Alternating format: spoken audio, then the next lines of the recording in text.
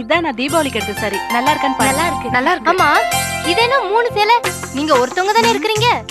என்னடி என் புருஷன் கூட இப்படி கேட்டதுல நீ நாக்கு மேல பல்ல போட்டு இப்படி கேக்குற? ஏன் நான் 3 புடவை எடுக்க கூடாதா? அப்படிலாம் இல்ல. தீபாவளினா ஒவ்வொருத்தருக்கும் ஒரு பட்ஜெட் இருக்கும். அதத்தான் அவ கேக்குறா. எனக்கும் பட்ஜெட் இருக்கு, ஆனா பெரிய பட்ஜெட்.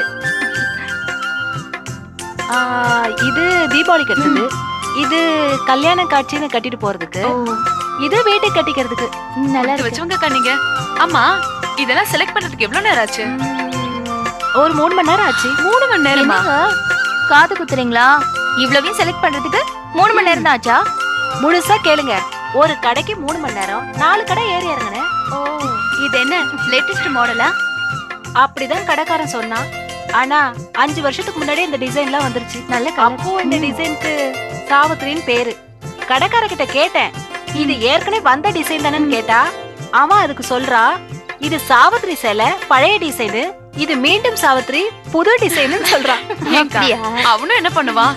அதே நூலு 7 கலர் தான் உலகத்திலேயே இருக்கு. அதே வச்சு மாத்தி மாத்தி தைச்சிட்டு இருக்கான்.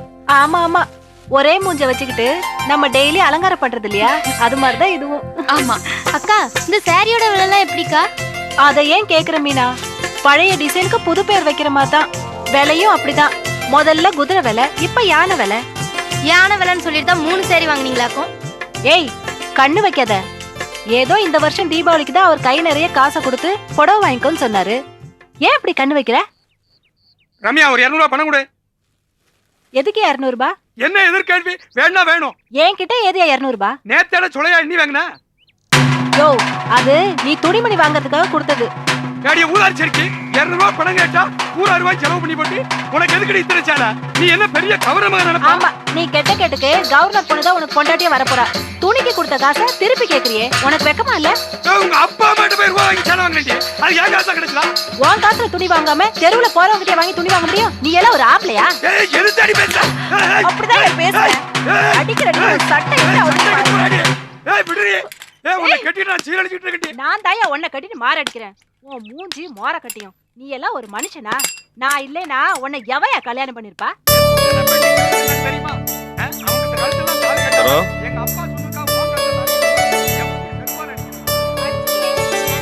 சரோ வாங்க. என்ன அடுத்த சண்டையா?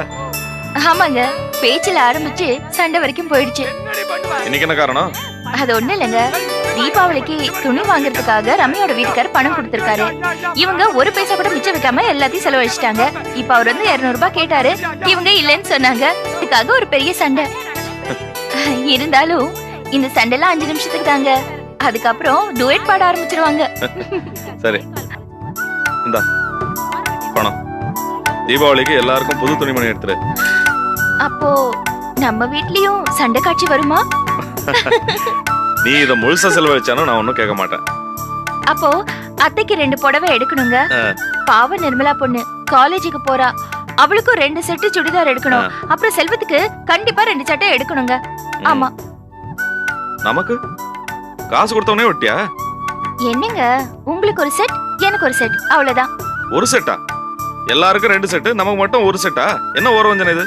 அப்படி இல்லைங்க.